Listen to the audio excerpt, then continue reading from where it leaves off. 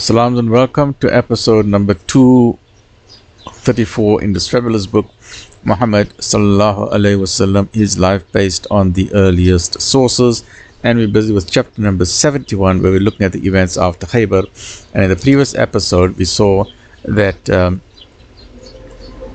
the situation of the Muslims in Medina had now changed from great difficulty and frugality to now towards some aspects of privilege and opulence, but that also and wealth, but that also brought with it its own problems.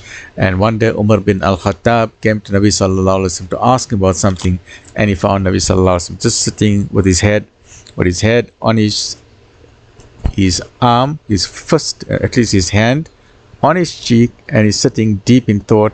And Nabi sallallahu alaihi wasallam, when he saw Umar bin al-Khattab, he told Umar bin al-Khattab, "Ya Umar, they are asking me of that which I don't have. They are asking me every day. I've given whatever I've got, but yet they are now asking because now they've got a taste of wealth," right? So he had said on his way to Khaybar, and this is what Nabi sallallahu alaihi wasallam did say on the way to Khaybar, that you're going to get so much wealth from the Khaybar and from other expeditions, that you're going to get so much wealth and so much material opulence that in itself is going to be a trial and a test, and that is not going to be good for you, right? So he had said on his way to Khaybar, speaking of the increase of riches that the promised victory would give to Medina, and Nabi sallallahu alaihi wasallam said, and I quote, "It will not be good for you," end of quote.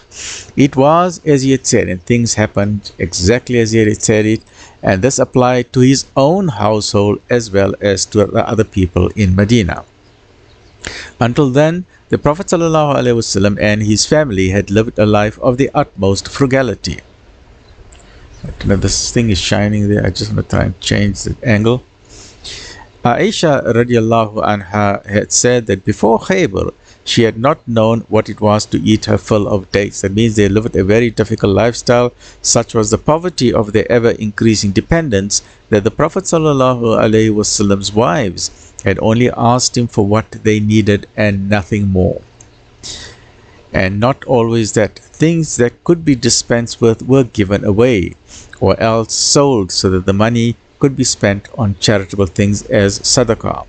But the Prophet ﷺ now had the pleasure of giving presents to his wives, which previously he could not give them any type of presents, whether it's clothing or any other utensils that they would need in their house. And they, for their part, were not slow in learning to ask for more. So quickly they learned, hey, this guy got a lot of things. As more expeditions are coming, so the woman would quickly run. As soon as they heard something, they would quickly run to Nabi Sallallahu Alaihi Wasallam and say, we want a share in that booty. And this sometimes created problems, because equity demanded that what was given to one must be given to all. And Nabi Sallallahu Alaihi Wasallam did not always have the resources to give the equal amount to each and every one of them. At the same time, they began to take advantage of his indulgence in other ways. One day, Umar bin al-Khattab rebuked his wife for something, and she sharply answered him back. And she gave a very strong answer, and he was a bit shaken aback because previously his wife never told that to him in that way. So Umar bin al-Khattab rebuked his wife for something, and she sharply answered him back. I always like to tease the woman that, when you first meet a woman, she speaks so beautifully with honey on her tongue and roses coming out of the mouth. Then eventually one day, she'll be spitting fire and Tabasco sauce coming out of her mouth. It puts us in our place. We men sometimes need that to put us in our place. So Umar bin al-Khattab expostulated with her. She replied. So Umar bin al-Khattab then said, what's wrong with you? Why you talk to me like that? She replied, now this she's standing up to Umar bin al-Khattab, remember. She replied that the wives of the Prophet ﷺ were in the habit of answering him back. So why would she not do the same? She said, Umar, but the wives of Nabi ﷺ are talking back to him, and he's allowing them to talk back to him. So I'm going to talk back to you also. I've got my rights, we're not be scared of you men. Because Nabi ﷺ was very gentle, he was very forbearing. He would make a lot of sabr. So whatever the wives would tell him, he would accept it, he would take it in. But then this caused a problem, because the other wives were also saying, if Nabi Sallallahu Alaihi Wasallam can do that, if he's got a gentle nature, if he's got so much sabr, then you all men, you must listen and learn from that as well. Now this started causing a bit of ripple and problems in the various households. And the wife of Umar bin al-Khattab then said, and there is one of them. She added, meaning their own daughter. Hafsa was the wife of Nabi sallallahu alaihi wasallam. She said, and there is one of them who speaks unto him her mind, unabashed from morning till night. And she basically, the wife of Umar bin al-Khattab is saying their own daughter Hafsa will yep, talk to Nabi sallallahu alaihi wasallam any way she wants to from morning to night. And Umar bin al-Khattab got a shock that his own daughter is talking to like this to Nabi sallallahu, whereas all of them are talking to the Prophet with respect and with awe and with good manners. So it's a shock for him. He never knew that this is what is going on in the household of Nabi sallallahu alaihi wasallam, and Nabi sallallahu alaihi wasallam never told this to anybody. Subhanallah. So it's the first time that Umar bin al-Khattab is hearing of this. So Umar bin al-Khattab was greatly troubled by this. So he went to his daughter Hafsa. And when he asked Hafsa, is this what is happening? Your mother said, this is how you speak to Nabi sallallahu alaihi wasallam?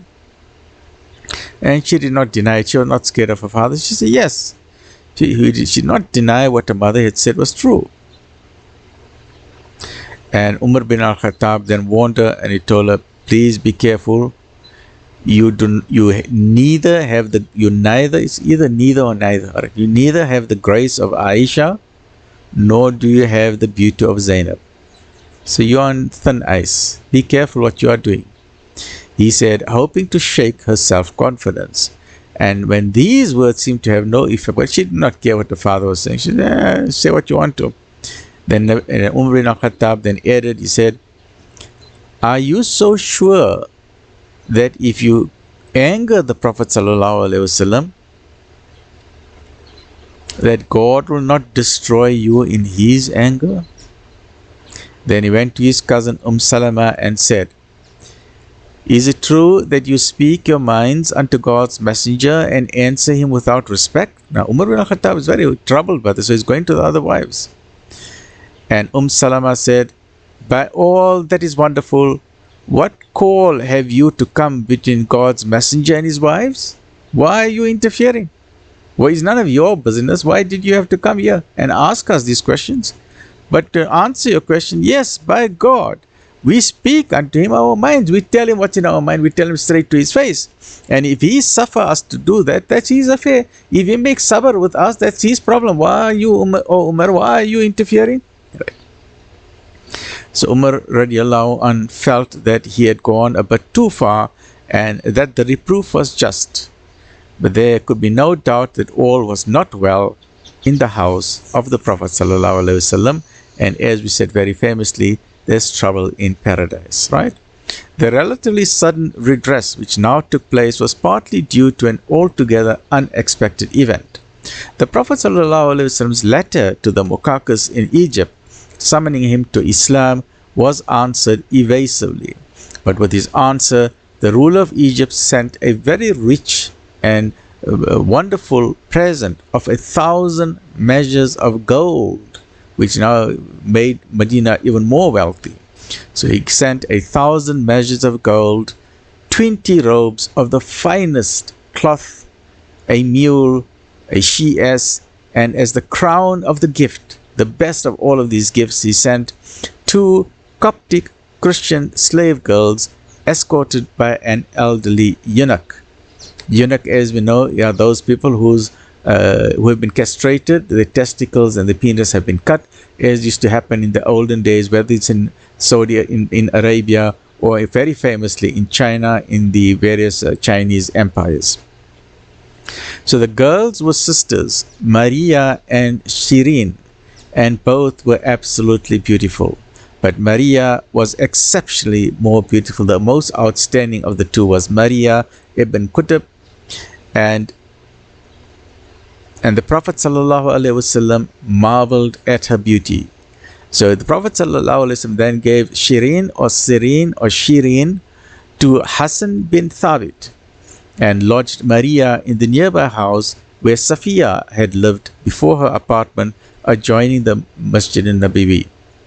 There he would visit her both by day and by night, but his wives became so openly jealous and that she became unhappy because they showed their jealousy openly, that why is Nabi Sallallahu Alaihi Wasallam spending so much time with Maria bin Qutb, and they made life a bit difficult for her.